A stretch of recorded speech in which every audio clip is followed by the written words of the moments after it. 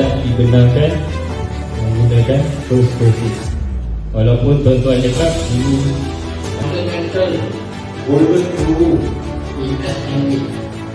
Ada golden rule. The law, as far as the strata management act is concerned, there is no provision for any meeting. Portion of the harta which belongs to the servant is a portion of property that belongs to common property belongs to earth.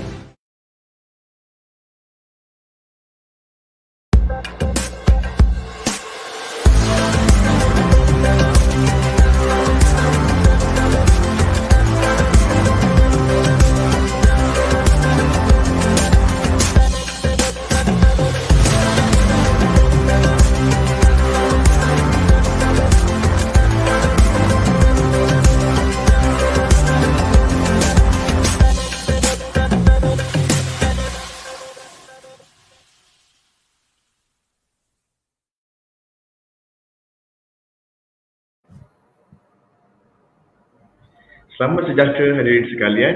Terima kasih kerana meluangkan masa bersama kami pada petang ini. Kembali lagi kita dalam minggu ini dengan sebuah lagi episod di Strata Talk Show. Untuk anda yang baru mengikuti program di Strata Talk Show ini, program ini dibawakan khas oleh The Excel Academy of Real Estate melalui laman rasmi Facebook kami. Dalam program ini, kami akan membincangkan isu dan kes berkaitan pengurusan pembangunan berstrata bersama para jemputan khas yang terdiri daripada profesional industri di Malaysia. Bersama kami pada hari ini ialah Surveyor Syahril Datuk Omar, Pengarah Jabatan Pesuruhjaya Bangunan COB, Majlis Pembandaran Kajang, dan beliau akan membincangkan topik bertajuk Mesyuarat Agung, Keperluan dan Kepentingan Memfailkan Usul dalam Pengurusan Strata. Jika anda mempunyai sebarang pertanyaan yang ingin diajukan kepada Surveyor Syahril, sila tinggalkan soalan anda di bahagian komen Facebook di bawah dan Surveyor akan menjawab segala pertanyaan anda di hujung siaran program ini. Tanpa melengahkan masa lagi, saya menjemput Surveyor Syahril untuk memulakan sesi perkongsian pada petang ini. Silakan, Sir. Okey, terima kasih kepada saudara Noval di atas di atas introduction kepada saya tadilah. Okey. So, pertama sekali saya mengucapkan terima kasih kepada pihak Excel Academy kerana sudi sekali lagi menjemput saya lah untuk membentang atau untuk membincangkan isu-isu berkaitan dengan pengurusan strata. Untuk kali ini saya membawakan tajuk, saya rasa satu tajuk yang tidak asing jugalah dalam pengurusan strata, tidak asing dengan COB, iaitu berkaitan dengan Mesyuarat Agung lah. Okey. Dan suka untuk saya bring up this tajuk ni, topik ni, because selalunya berkaitan AGM ni memang selalu kita mendapat pertanyaan lah daripada pihak JBMC, daripada pihak individu, organisasi dan sebagainya, dan masih lagi ada kurang masih lagi pemahaman berkaitan AGM ni masih lagi kurang jelas lah di pihak JBMC ni. Okey. Dan hari ini kita akan membincangkan tentang usul ataupun motion ataupun ketetapan ataupun resolution yang selalu dibuat oleh AGM. Sebab kenapanya? Sebab kita dapati juga kadang-kadang di peringkat jawatan kuasa, di peringkat pejabat pengurusan ni, mereka masih lagi kurang jelas ataupun kurang fokus kepada usul. Okey. Seolah-olah macam sebab dalam akta ni, usul ni dia merupakan satu perkara yang sangat penting lah dalam pengurusan strata, because tak ada usul ni kita tidak boleh pengurusan strata tu dia bergantung sepenuhnya kepada usul-usul ataupun apa-apa perkara yang diluluskan dalam AGM. Okay, that's why antara salah satu mungkin saya ambil ni sebagai satu pendekatan kepada public ya, untuk kita faham kenapa AGM tu sangat penting dalam sebuah pengurusan strata lah. Okay, so that's why tajuk kita pada ini adalah berkenaan dengan kepentingan memfailkan usul dalam pengurusan strata. Kenapa wujud juga tajuk ni? Because saya juga pernah mendapat pertanyaan daripada mostly daripada komiti. Dia kata kenapa untuk sesebuah JMMC, sesebuah pengurusan skim strata tu, kalau dia operate dia perlu bergantung sepenuhnya kepada AGM. Contoh kalau macam budgeting lah, contoh kalau macam dia nak guna duit, selalunya kalau you tanya pada COB akan jawab macam okay, please do it, kalau boleh dapatkan kelulusan dari AGM. Itu memang satu standard jawapan lah yang selalu mungkin tuan-tuan perempuan akan dengar daripada saya ataupun daripada sahabat-sahabat ataupun rakan-rakan saya daripada COB yang lain, PBT yang lain, di mana bila tanya berkenaan nak guna duit, contoh kalau nak guna duit untuk pembaikan dan sebagainya, especially kalau melibatkan duit yang melibatkan pada skala yang besar, pada jumlah yang besar, mungkin melebihi ratusan ribu, juta dan sebagainya, kita advise untuk dia bawa dalam AGM. Tapi bila dengar AGM je, dia marah COB balik. Selalunya dia akan tend to question why we must bring this to the AGM. Sedangkan the urgency untuk menggunakan duit itu especially berkaitan dengan pembaikan dalam property management. Jadi kita pun COB kita faham. Okey, cuma tuan-tuan dan perempuan sebagai jawatan kuasa kena faham bahawa perlembagaan dalam bila you melibatkan skim strata ni, you melibatkan satu kerajaan you sendiri. Kerajaan yang diduduki oleh pemilik tadi adalah ahli-ahli parlimen lah dalam kawasan ataupun penduduk dalam kawasan, tuan-tuan dan perempuan. Jadi of course setiap single sen yang dibelanjakan tu perlu diketahui. Okay, so macam mana you nak membelanjakan single sen? That's why saya stresskan bahawa dekat sini memang sangat penting untuk kita memfailkan usul tu dalam pengurusan strata. Nanti kita akan moving forward to the show, kita akan tengoklah macam mana apa yang dikaitkan dengan pengurusan, dengan usul dan sebagainya. Okay, so sebelum tu kita kena faham dulu macam mana AGM ni berlangsung lah. Okay, macam mana AGM ni saya rasa mostly kebanyakan saya dah explain dalam topik-topik saya berikutnya ataupun di mana-mana platform yang saya bagi perihal berkaitan dengan AGM, bahawa AGM ni sebenarnya adalah kalau dia akan bermula dengan mesyuarat agung tahunan pertama, iaitu first AGM lah. Okey, di mana dalam AGM ni kalau tuan-tuan lihat dalam skrin ni, untuk JMB 12 untuk bila AGM ni juga dia akan melibatkan penubuhan JMB dan juga MC. Okey, JMB for Joint Management Body dan MC adalah Management Corporation. Okey, jadi untuk penubuhan JMB ni, untuk mesyuarat agung tahun pertama, apabila 12 bulan selepas serahan miliki kosong telah diperoleh, maksudnya kena buat AGM. Saya tak nak concentrate on this lah because tajuk kita adalah berkaitan dengan usul. Okey, bagi untuk MC pula 1 bulan selepas daripada 1/4 daripada Indonesia dipindah milik kepada pemilik petak. So jadi saya rasa ini adalah untuk first AGM lah. Okey, untuk usul, apa-apa usul selalunya dia akan bermula di sini. Okey, apa-apa usul ni kita macam agenda lah, apa perkara yang perlu dibincangkan yang berkaitan dengan pengurusan. Alright. So jadi kalau dalam agenda bagi mesyuarat agung tahunan pertama, manakala untuk AGM, sekali bila pelaksanaan AGM perlu dilaksanakan dalam sekali dalam setiap tahun, tidak melebihi 15 bulan.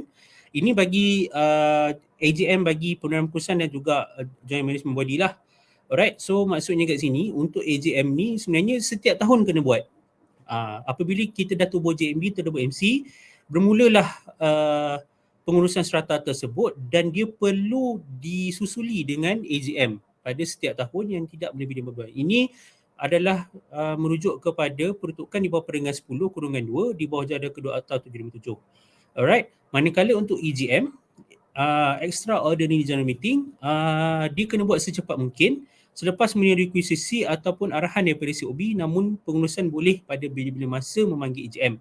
So the key word dekat sini, tuan lihat kat sini, pengurusan boleh pada bila-bila masa difikirkan perlu untuk memanggil EGM. That's why kita selalu tekankan kepada chairman, kepada setiausaha ataupun berdiri ataupun komiti, kalau ada apa-apa urusan yang berkaitan yang perlu dilaksanakan dalam AGM, memanglah kalau kita lihat daripada segi kuasa yang diberikan, kuasa dan peruntukan yang diberikan kepada tanggungjawab JMB MC tu, memang tertakluk bahawa JMBMC ni komiti punya kuasa penuh.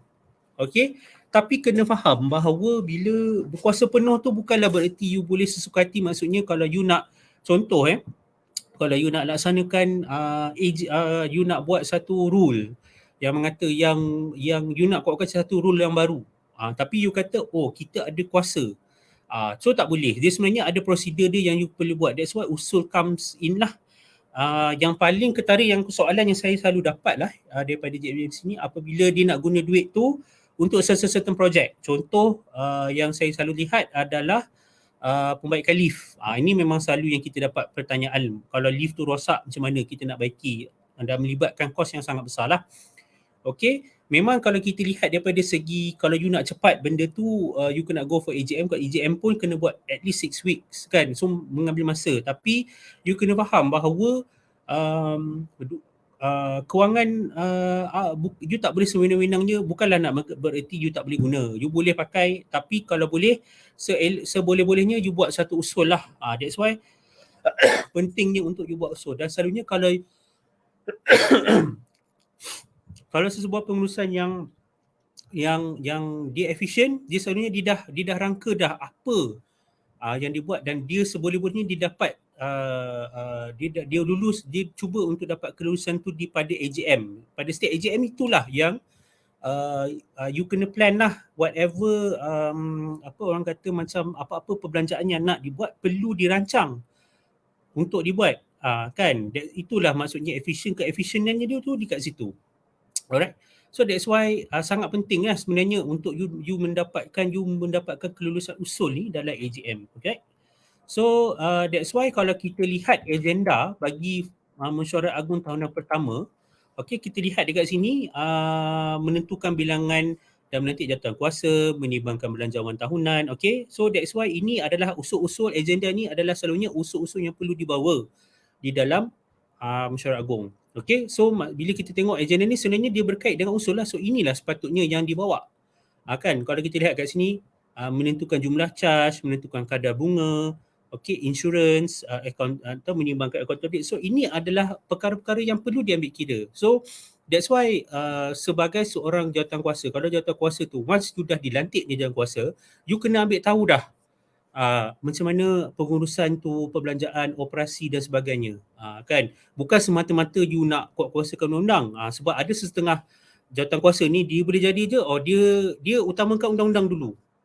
Undang-undang macam contohnya dalam kelulusan tu dah luluskan usul undang-undang tu, dia dah yang itu diutamakan dulu. Sedangkan ini yang perlu ditengok, belanjawan, inilah dia pengurusan serata. Bukan serata ni bukan semata-mata you kuat-kuasakan undang-undang. Okay. So that's why sangat penting lah. Okay. Alright. So ini adalah untuk bila kita lihat dalam Mesyuarat Agung tahunan pertama, perkara ini telah dibawa dulu. Okay. Dan dia akan disusuli dengan the next AGM lah. Alright. The next AGM tu di mana membentang dan mengesahkan minit terakhir. So maksud kat sini, bila you nak buat AGM, you hanya follow saja apa yang telah ditetapkan pada first MC. Alright. So dekat sini contohnya apabila Mesyuarat Agung tahunan pertama, agenda dia pun lebih kurang sama, iaitu you mengesahkan ni dan mengesahkan akaun terakhir, dan selalunya perbelanjaan perlu diterapkan di sinilah. Okey, dan EGM pula agenda dia adalah tertakluk pada usul ataupun perkara-perkara yang ingin dibincangkan. Okey. So ini adalah berkaitan dengan agenda yang untuk Mesyuarat Agung ni, very basic lah. Okey. Dan saya rasa setiap JMB dah tahu dah kan apa benda yang perlu dibuat dalam agenda mesyuarat. So jadi catatan daripada tadi tu, kita kena tengok apa fungsi Mesyuarat Agung. Okay, so that's why platform Mesyuarat Agung ni, sebab saya dapati bila kita cerita pasal AGM, cerita pasal EGM, semua takut, semua dah rasa macam sangat satu perkara yang mustahil untuk dibuat. Satunya mungkin kita faham jugalah, because susah untuk you dapatkan crowd. Okay, especially komitmen lah daripada penduduk ni, kita pun faham. Tapi kadang-kadang kita kena faham bahawa untuk Mesyuarat Agung ni dia macam perlembagaan, kan. So that's why kalau ada penduduk pun kadang dia ada benda-benda usul yang dia rasa perlu dibincangkan, macam parlimen lah. Parlimen tu kita lihat usul-usul yang dibawa tu berkaitan rakyat dan sebagainya. So sama juga mesyuarat agung ni. Ini adalah platform di mana penduduk menyuarakan apa-apa isu yang berlaku dalam tu, dan juga membuat usul lah. Okay. Yang kedua adalah untuk membentuk kerjasama, untuk create the cooperation between the penduduk. Kan? So kat sini adalah satu platform yang di pada skala yang profesional untuk penduduk ni, dia nak laksanakan kerjasama tersebut. Sebab tanpa AGM ni kita tak akan tahu. Mungkin kat sinilah juga platform untuk komuniti ni bersosial. Kan? Macam nak kenal jiran, siapa nak kenal siapa chairman dan sebagainya. So ini adalah satu perkara yang AGM yang pada saya tak seharusnya menjadi bebanan lah kepada sesebuah skim serata tu. Okay, and of course menjana idea-idea yang baik. Okay, because di skim serata ni kita ada pelbagai lapisan penduduk, pelbagai karakter, pelbagai latar belakang ni, pelbagai latar belakang penduduk yang tinggal dalam satu kawasan ni. Dan kita kalau ada kebaikan, maksudnya kalau ada sesetengah penduduk boleh memberi idea yang baik, of course saya rasa banyak penduduk boleh memberi idea yang baik. Dan dan saya rasa ini AGM ni adalah satu platform untuk penduduk dia laksanakan idea tersebut lah, memberi ataupun membincangkan apa yang seharusnya, apa yang terbaik untuk skim serata tu berjalan. Okey. Dan paling utama adalah merancang dan mengawal kewangan. Okey. AGM ni juga dia macam ibaratnya macam pembentangan report card lah. Okey, report prestasi jawatan kuasa. So kat sini kita boleh tengok AJKU buat kerja ke tidak. Kan, maksudnya AJKU kalau dia pandai bercakap, pandai ni, pandai tu, dia maksudnya kat situ daripada segi pengurusan tu terjaga ke tidak. Kan, adakah dia melepaskan semua pengurusan tu kepada ejen pengurusan, tak pernah ambil tahu. Kan, kat sini kita boleh tengok AJK tu dia buat kerja, dia ambil duit dia, kalau dia ambil allowance tu sewajar berbaloi tak untuk penduduk membayar maintenance, untuk membayar allowance kepada AJK. Kan. So kita tengok kat situlah sama ada lebihan ke, ada defisit ke, berapa tunggakan yang kat situ, berapa tunggakan dalam akaun penjanggaan kan. Okay. Dan of course menjelaskan memantau tugasan. Okay. So dekat sini bila kita cerita pasal kewangan tadi, macam saya katakan tadi, macam bila ada setengah pengurusi yang masih lagi tak faham macam mana nak buat usul. Sebenarnya kat sini yang you kena buat, bila AGM tu bukan you semata-mata untuk gunakan duit tu, that's why saya kata you tak boleh sewenang-wenangnya guna duit tu. So inilah peranan AGM. So bila ada AGM, dekat sini pengurusi yang kalau dia dah tahu apa nak buat, dia dah kena rancang sebelum AGM tersebut. Cuma kalau katalah dia tidak dilantik dan sepatutnya benda tu dah ada dalam perlembagaan AGM tersebut, dah ada perlembagaan skim serata dalam JMB ataupun MC tersebut untuk dilaksanakan. Kan, so tak ada isu sebenarnya. Dan kalau benda tu memberi kebaikan, tak ada sepatutnya tak ada isu lah, dan tak ada risiko kepada penduduk. Kalau sekiranya dibuat dalam AGM, telah diluluskan dan telah menjadi resolusi kan. Resolusi maksudnya perbelanjaan, contoh macam you nak buat perbelanjaan, you nak buat cat baru. So you buat satu ketetapan dalam AGM, okey kita nak guna duit ni sama ada diluluskan atau tidak. So kat situ dah ada dah ada orang kata dah ada black and white dekat situ. Kan dah ada kelulusan, maksudnya kat situ kalau dibangkang pun oleh mana-mana pihak dalam tribunal ataupun dalam court, you dah ada perlembagaan dekat situ. You dah ada minit mesyuarat AGM yang menyokong, yang ada kelulusan daripada majoriti. Mungkin insyaAllah kalau ni majoriti lah. Kan, majoriti penduduk baru menyokong. So dah tak ada masalah. Dari segi black and white, dari segi legal you dah okey. Tapi kalau you buat you hanya menggunakan kuasa you sebagai chairman tanpa melalui AGM, hanya meeting komiti saja, you rasa macam mana kalau you pergi ke tribunal ada penduduk bantah? Adakah daripada sudut tindakan yang you buat tadi, memanglah kalau ikut tindakan tu sah sebab you ada kuasa, tapi kalau masuk ke tu, you rasa kalau judge ke atau presiden tribunal nak refer kepada mana? You nak refer pada minit AGM yang mana majoriti of penduduk hadir dekat situ, ataupun meeting komiti yang diluluskan dalam meeting komiti. Kan, silat-silat SPRM pun masuk. Kan. So that's why kat sinilah peranan kita. Sebab saya advise perkara-perkara sebegini untuk kita nak mengelakkan in future kalau sekiranya ada aduan ke SPRM. SPRM masuk untuk buat siasatan, ada penyelewengan dana dan sebagainya. So kat sini kalau kata you dah go for mesyuarat agung, kat ini yang menyelamatkan komiti. So jangan anggap bila kalau kata COB advise you untuk apa-apa tindakan, please bawa dalam EJM, you jangan rasa terbeban. Please be positif lah, sebab bila kita cerita tu, dia datang balik. Saya ada chairman yang memarah saya, dia kata, tuan macam mana saya nak buat, leave dah rosak setahun, saya nak pakai duit, saya nak bawa EJM. Penduduk bising. Saya kata, saya punya advice, you please follow the procedure.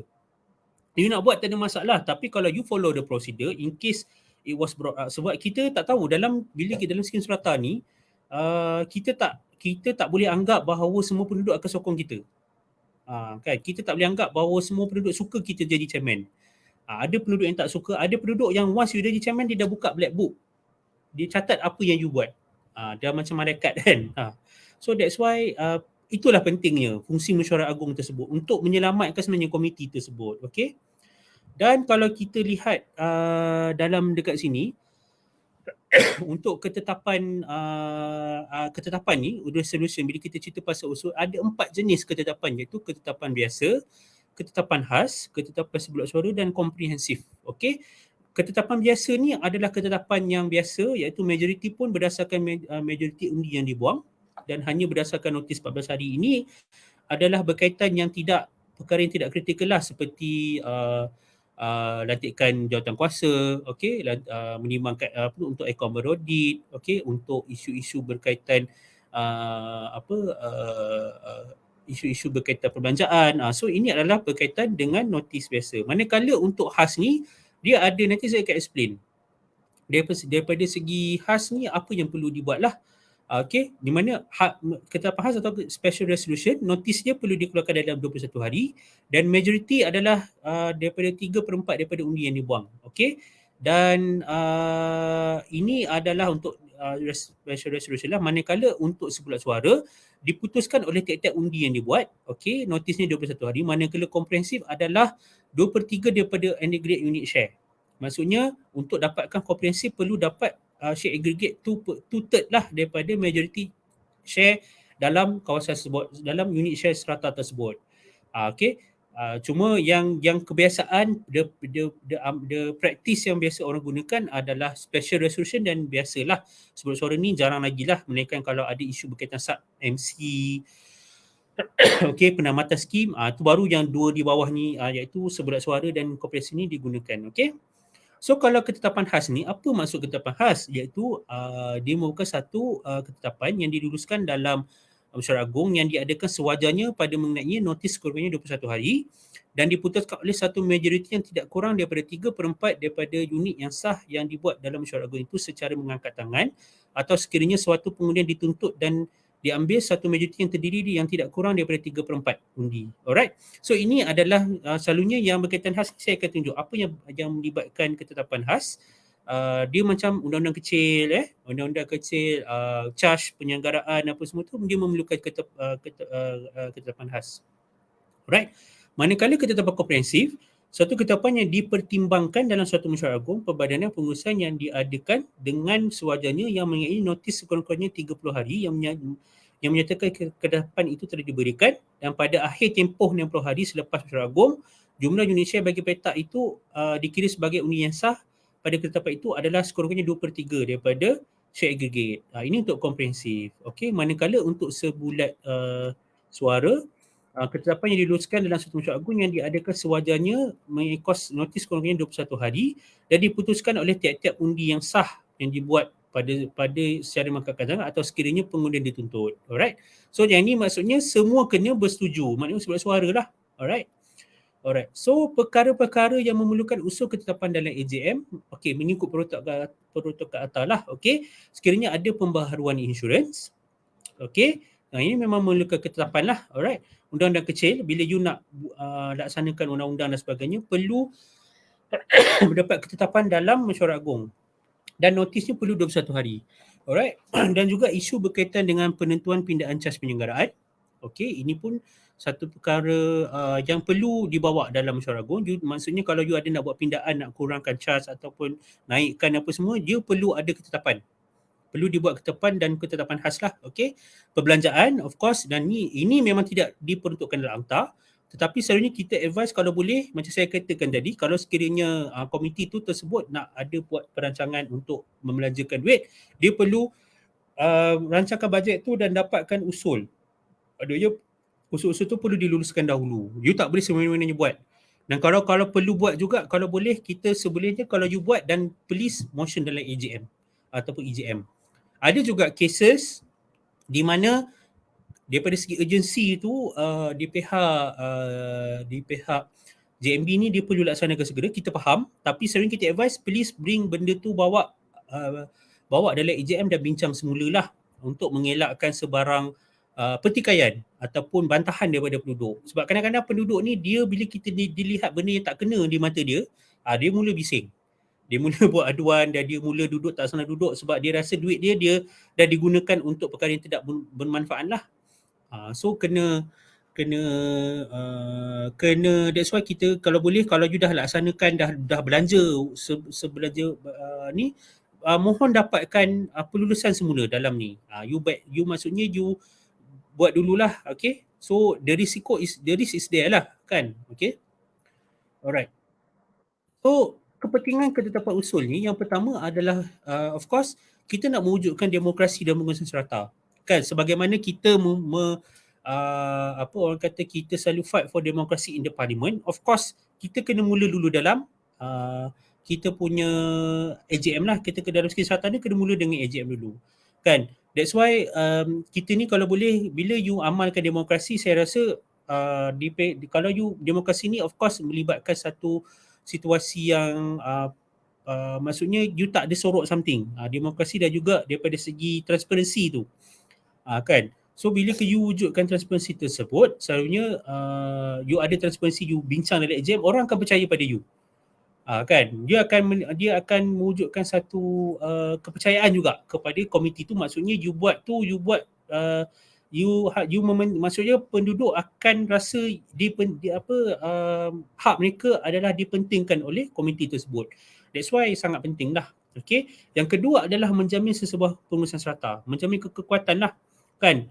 Maksudnya kat sini you tidak membelakangkan penduduk. Bila you nak buat something yang melibatkan bajet dan sebagainya, ataupun apa perkara berkaitan pengurusan serata, maksud kat sini bila you dah bincangkan benda tu dalam AGM, maksudnya kat sini you sebagai pengurusi, sebagai bendahari setiausaha ataupun komiti, you tak melanggar penduduk. Dan of course bila penduduk sokong you punya pengurusan akan sangat kuat. Kan, bila penduduk percaya sampai lepas tu memberi trust kepada pihak you sebagai komiti, you punya pengurusan mungkin orang nak you jadi chairman for 10 years for 10 kali sebab you pandai buat kerja. Itu berlaku, kan, walaupun dalam akta limit for 3 years consecutively, kan. Tapi bila you disenangi oleh penduduk, ni macam politik juga lah, kan. Tapi of course disebabnya you buat tu adalah because you sentiasa mengusulkan perkara-perkara yang untuk dibincangkan dalam tu. Jangan you tolak, kan.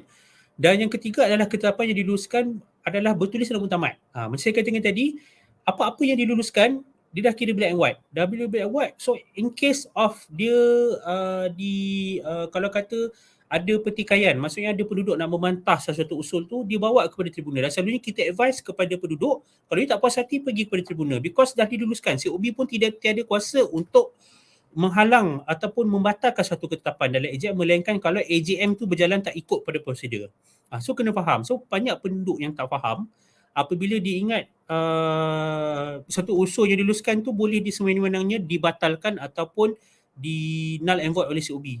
Kena faham bahawa once dah lulus dalam AGM, kita dan AGM tu berjalan ikut kepada dia punya prosedur, kita tak ada kuasa. Dan kita boleh cuma advise you untuk bawa benda tu pergi kepada tribunal. Jangan you datang pergi COB, you pergi komplain pula kat menteri, kata COB tak nak batalkan usul tu. I think menteri pun tak boleh bantu you. So you kena faham bahawa setiap ketetapan yang diluluskan dalam AGM adalah disifatkan sebagai bertulis dan muktamad. Kan? So kena understand that. Kan? Dan to the committee, you kena faham bahawa once dah lulus dan bertulis, that is benda ni dah selamatkan pihak you. Kan, kalau diluluskan lah, kalau dibantah, saya tak boleh buat apalah kalau tak dapat majority. Maksudnya usul tu perlu dibawa semula ataupun kena review balik. Kan, so kena, itu yang selalu kita, that's why sebab yang paling utama adalah kita benda ni bersifat bermuktamad dan bertulis. So kalau dibawa ke court ataupun tribunal, benda tu dibincangkan, benda tu at least kuat untuk dibincangkan. Okay. Yang keempat adalah meningkatkan professionalism dan urus tadbir yang baik, good governance lah. So kat sini maksudnya bila kalau you membuat usul ni di peringkat JMBMC sendiri, maksudnya you are very passionate, dan kalau sekiranya you menerima usul-usul daripada pihak, walaupun usul tu nampak macam tak logik, at least you kena professionalism you kena maintain your professionalism. Kan, that's why dan kalau kata you sentiasa membawa usul di dalam AGM, dia menunjukkan you punya professionalism tu sangat bagus lah. Okay. Dan last sekali adalah keadilan dan hak pemilik adalah terjaga. Kan, sebab dekat sini kita kena fahamlah bahawa bila penduduk ni, bila you buat AGM ni, kalau penduduk, kalau dia apa-apa berkaitan ni, you kena buat usul. Kalau you nak, even kalau kata you nak minta pengurusi menguruskan jawatan, you kena buat melalui usul dan kena very kuat lah untuk dia diturunkan dalam AGM. Okay. So kena faham bahawa dalam usul ni ini adalah kepentingan dia lah. Okay. So for conclusion ni, saya kesimpulan ni, Mesyuarat Agung ni adalah satu platform bagi pemilik menyuarakan hak-hak sebagai pemilik serata, dan AGM ni seharusnya tidak gunakan untuk kepentingan diri lah. Okay. Dan of course daripada segi bila ada usul ni, pihak pengurusan perlu menjadi bahawa setiap isu dan pengurusan sebaiknya mendapat mandat dan kelulusan dalam AGM. Dan pengurusan tidak boleh sewenang-wenang menggunakan kuasa yang diperuntukkan dengan membelakangkan kepentingan AGM lah. Alright. Dan pengurusan juga perlu mengutamakan kepentingan pemilik dalam apa jua keadaan, dan bertindak rasional dan bertolak ansur adalah kunci utama dalam sebuah pengurusan serata. So I think itu saja untuk saya punya saya punya slide pada saya punya pembintangan lah pada petang ni. Saya harap apa yang saya sampaikan berkenaan dengan AGM berkaitan dengan usul ni mendapat at least pihak tuan-tuan puan ni fahamlah kepentingan dia. Bukan bererti kita AGM ni jangan anggap satu perkara yang menyusahkan tuan-tuan perempuan lah. Dia sebenarnya menyelamatkan tuan-tuan perempuan dalam komiti ni. Kalau sekiranya apa-apa isu yang you nak laksanakan dalam pengurusan serata, sebelumnya you mendapat mandat dalam AGM. Okay. So harapnya apa yang saya sampaikan daripada point of view of COB will benefit to all yang menonton pada petang ni. Dan saya sudahi saya punya ni dengan wabillahi taufiq wa hidayah. Wassalamualaikum warahmatullahi wabarakatuh. Saya serahkan balik pada saudara Naufal lah.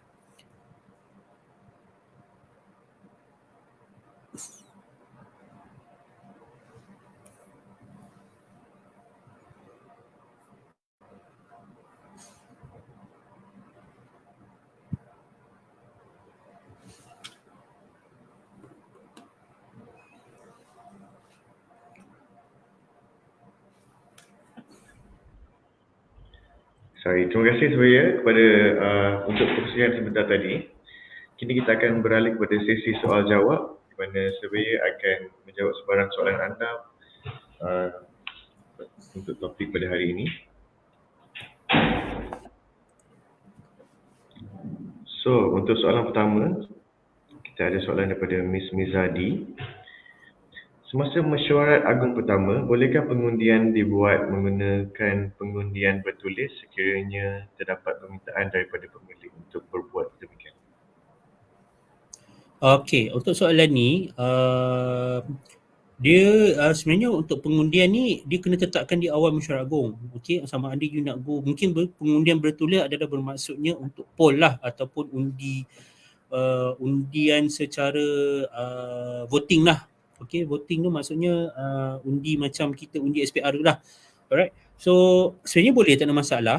Dia tertakluk kepada pengerusi mesyuarat tersebut untuk membenarkan, dan dia kena perlu diputus sebolehnya. Selalunya kaedah pengundian perlu diputus sikit di awal mesyuarat, sama ada you nak go for angkat tangan, show of hands, ataupun voting lah, ataupun written vote lah. Selalunya written vote ni dia akan mengambil masa sedikit lah, because dia nak kena melibatkan pengiraan dan sebagainya. Dan selalunya of course people will go for the easiest and simplest way lah, iaitu mengangkat tangan. Tapi tak ada masalah. Tertakluk kepada kelulusan dalam mesyuarat agung tersebut, tertakluk pada persetujuan members of the floor. Okay, so that's all. Baik, terima kasih. Seterusnya, kita ada soalan daripada Miss Nazriana Nazarudin. Bolehkah salinan mesyuarat akan teraudit dan laporan juru audit hanya diberi atas permintaan pemilik? Okay, soalan ni sebenarnya untuk salinan mesyuarat account audit ni, dia memang pihak JMB ataupun pihak management dia sebenarnya kena pamerkan okay, salinan mesyuarat dan sebagainya.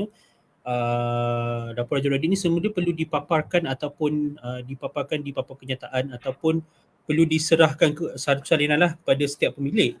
Alright, so kalau atas permintaan pemilik tak ada masalah. Kalau kata you nak mohon, it should not be an issue. Tapi mungkin soalan ni very general, tetapi ada setengahnya mungkin ada perkara-perkara melibatkan perkara sensitif lah, macam contohnya nak lihat documentation dan sebagainya, yang itu boleh memang dalam akta membenarkan tapi dia ada bayaran dia, as minimum of $50 ke tak salah saya. Tapi kalau untuk mesyuarat agung apa semua ni, you boleh directly mohon kepada pihak JMB lah. Dan selalunya benda ni sekarang ni kalau kita lihat most of the committee ni dia ada apps dia, macam ada CSS apps, dia ada ODC dan sebagainya. Selalunya benda ni dalam apps tu dah memang ada, kan? So I think it's not been an issue lah. Alright. I see. Alright, thank you sir. I think that's all the question we have for today.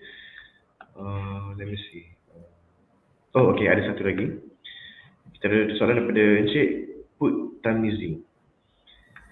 Panjang sikit.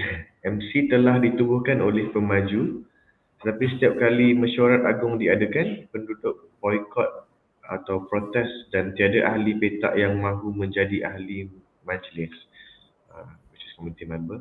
Sehingga sekarang, pihak pengurusan kini diuruskan oleh syarikat atau pemaju. Bagaimana menyelesaikan masalah seperti ini? Okey, sekiranya kalau mesyuarat agung tu, saya boleh simpulkan soalan ni mungkin dikata kalau sekiranya mesyuarat agung tu tidak berlangsung lah, maksudnya there's a commotion, ada boycott protes menyebabkan tidak boleh dilaksanakan. Okey, dalam kes ni pihak pemaju boleh rujuk kembali kepada COB, COB di kawasan anda lah, okay, di bawah pihak berkuasa tempatan anda, rujuk kepada dia untuk diarahkan semula EJM. Okay, so dekat sini kita akan lihatlah sama ada nak buat semula, dan kita akan tengok konteks daripada segi sama ada pemaju nak uruskan tempat tersebut, sebab pemaju masih lagi dikira sebagai stakeholder dalam kawasan tersebut. Dan sekiranya kalau pemaju tak nak, kita ada kuasa untuk kita melantik managing agent untuk tempat tersebut lah. Kalau sekiranya pemaju enggan untuk uruskan, untuk kita dia nak let go ataupun nak hand over kepada certain pada JMB tapi tak ada pertubuhan, yang pentingnya adalah you datang and discuss with COB. Soalnya COB sebab kita ada banyak prosedur yang kita boleh bantulah, dan banyak alternatif yang kita bantu, sama ada kita lantik, cuba untuk lantik penduduk, ataupun kita last worst come to worst scenario, kita minta kita akan lantik, kita akan appoint managing agent lah bawah Section 86. So itu yang saya boleh komen lah soalan ni. Alright, thank you sir. Kini kita telah pun sampai ke penghujung rancangan ini. Dengan itu saya ingin menjemput anda semua kepada untuk hadir Strata Conference Revitalizing Strata Communities, Strategies for Sustainable Improvements and Renovations, yang akan berlangsung pada 27 Julai 2023 di Armada Hotel Petaling Jaya. Sekiranya anda berminat, anda boleh contact any of our sales rep kat bawah tu, or visit our laman rasmi Facebook, which is Excel Academy of Real Estate, dan juga layari laman web kami, iaitu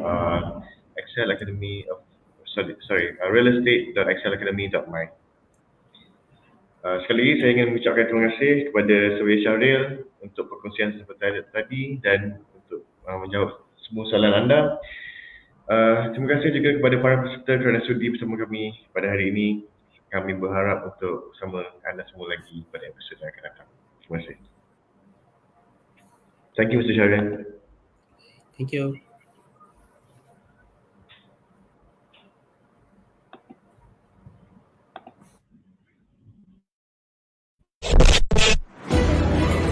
Sorry miss, I don't know siapa. We said drip is already like what's that? Is there such a thing? So we know enforce. Why would we like Tak dibenarkan menggunakan closed curfew. Walaupun tuan-tuan cakap ini Fundamental golden rule? ESME. And that's the golden rule. No, no, no.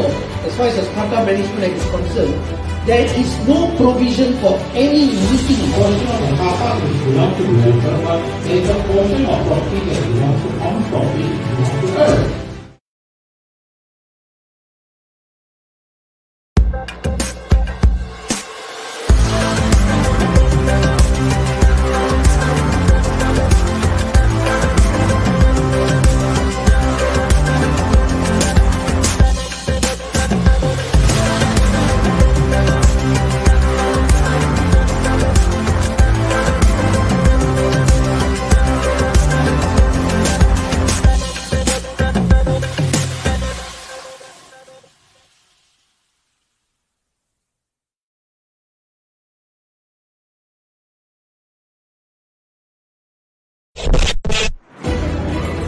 Sorry miss, I don't know siapa. We said drip is already like what's that? Is there such a thing?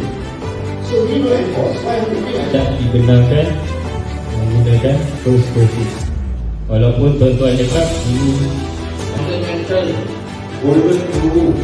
ESME. And that's the golden rule. No, no, no. As far as the Strata Management Act is concerned, there is no provision for any meeting. Portion of the harta which belongs to developer, but there is a portion of property that belongs to on property belongs to earth.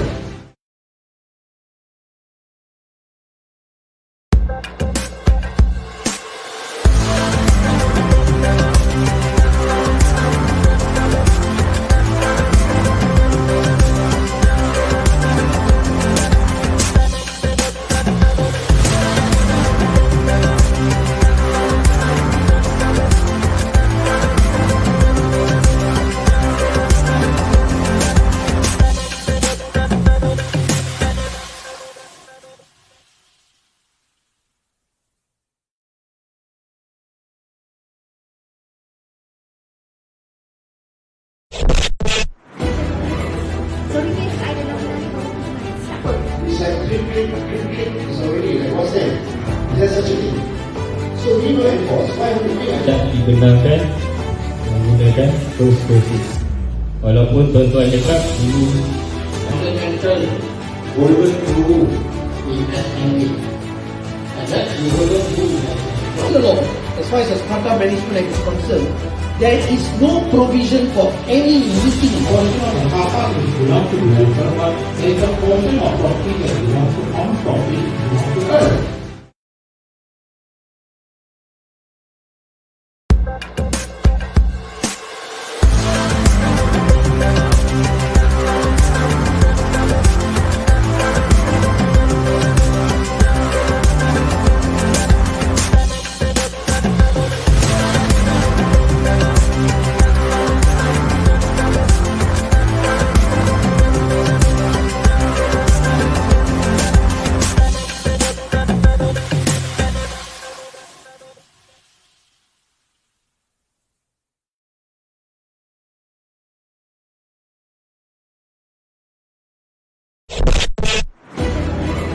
Sorry miss, I don't know siapa.